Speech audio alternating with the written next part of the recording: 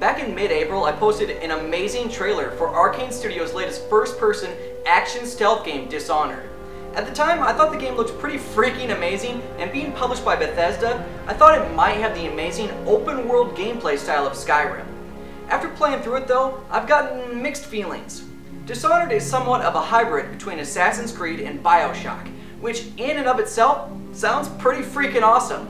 But when playing the game, not everything stood up to the awesome that we saw in the trailer. The plague has taken so many, and we must find a cure. When you are near, my heart is at peace.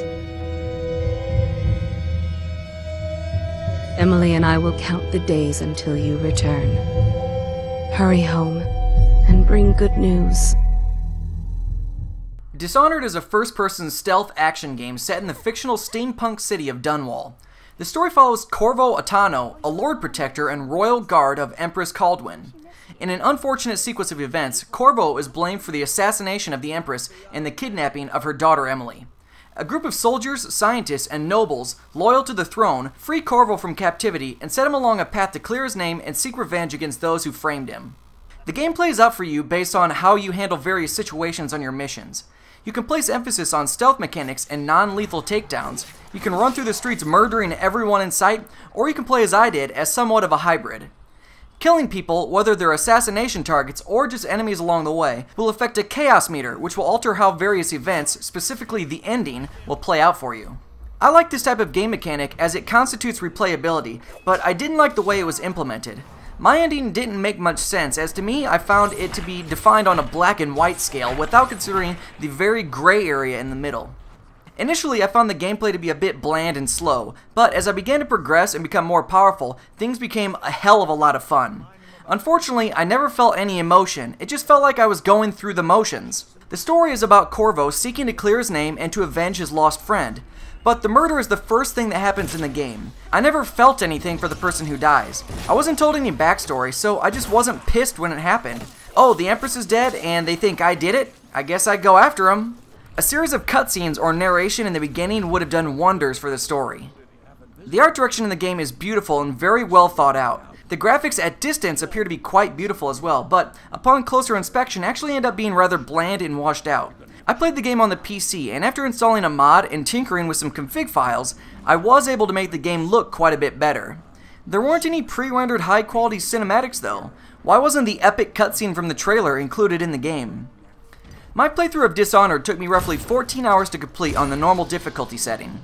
Instead of being a large open-world sandbox game, Dishonored consists of 9 missions that are spread over several large interconnected zones.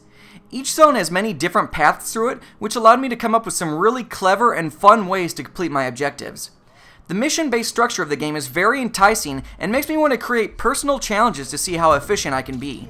Corvo is equipped with a folding switchblade type of sword, an automatic crossbow that can fire bolts, incendiary bolts, or sleep darts, and a semi-automatic handgun with various types of ammunition.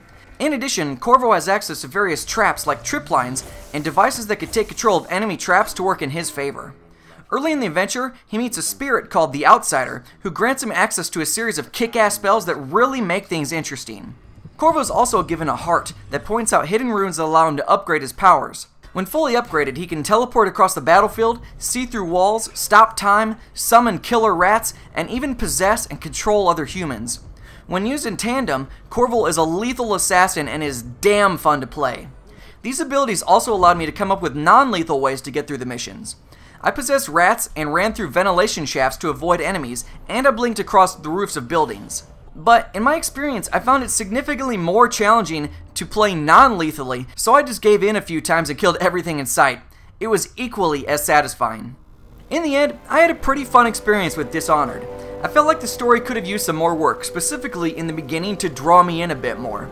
The art direction is beautiful, even though the graphics can be a bit bland at times, and the gameplay starts off pretty slow, but it quickly escalates into something quite special.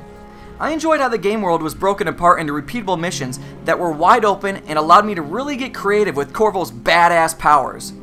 Dishonored isn't remarkable and it doesn't have anything mind-blowing in it, but all around, it was a pretty fun game.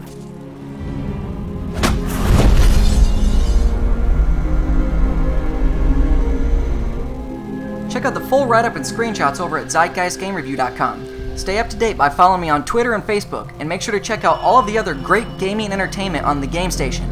Don't forget to subscribe and press the thumbs up button. Thanks for watching.